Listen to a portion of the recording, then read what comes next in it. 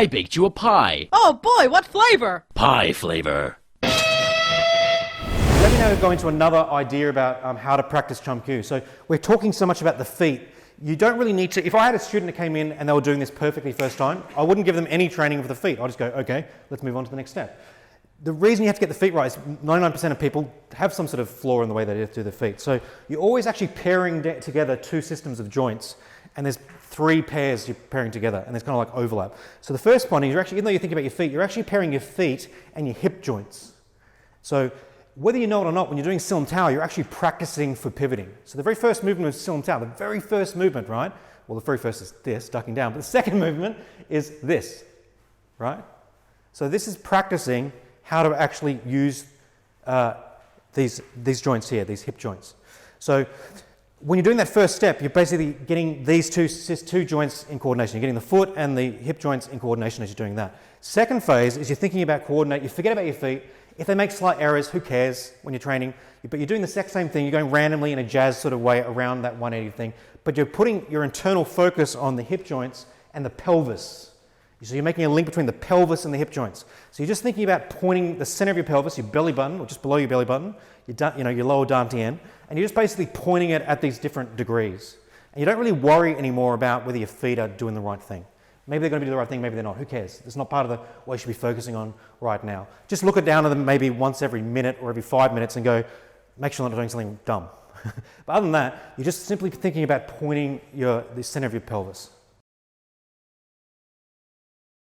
One of the reasons you want to learn how to pivot and step, which is Chum Kiu is all built around, stepping and pivoting, is you want to learn actually where exactly is your Silam Tao stance.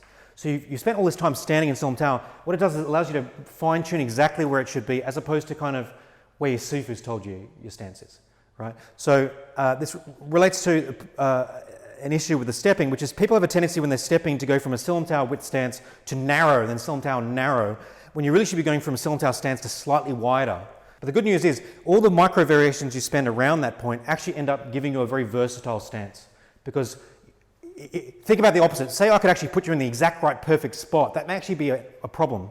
If you could only ever trained in that spot and then you're slightly out of it and you just didn't feel like you could then generate power. You know what I mean? So having that variation means it leads to this the concept of a formless form, or the stanceless stance, where it doesn't really matter so much having all these things exactly right. So there's kind of like an irony of training this way, which is you're very, very particular about how things exactly are. But as you get better and better, because that skill gets automated, you don't have to really worry about where things are, because they tend to be in the right place.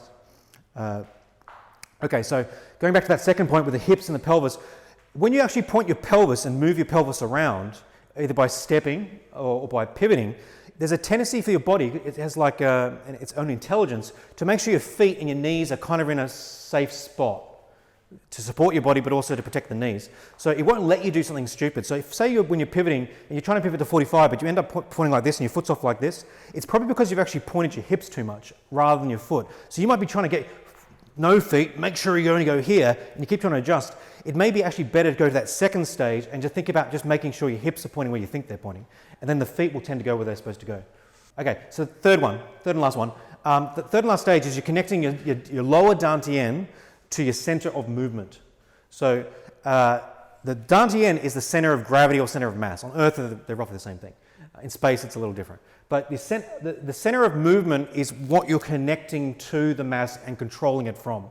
So this is very important because the center of movement is a structural feature of the body, and it doesn't change depending on who you are. Now that's important that it doesn't change where it is depending on how your body's arranged in space. Whereas the center of gravity or center of mass does. If I'm standing like this, my center of mass is actually outside my body. It's an abstract mathematical point that doesn't actually have a physical reality. If I'm doing backflips, it actually moves outside my body. So you need a point of coordination that connects to your center of mass that doesn't move around. You're not thinking about your feet, you're not even thinking about your hip joints anymore and how that generates the movement of the hips. You're just thinking about moving these 2 points like a rod. You're connecting it together and making a line that's along your vertical line of symmetry, the vertical axis runs through your body, and you're turning it into a rod and you're rotating it like it doesn't have parts. Does that make sense? So anatomically what you're doing there is think about this as one of the most sophisticated concepts of the core. You know, the core it often goes in and out of fashion in fitness circles and so on. What's the core? And they often have different definitions. The Wing Chun definition of the core is basically from the center of movement down to your knees. And it centers around that. So between those centers is the dantian. So that whole area is the Wing Chun center.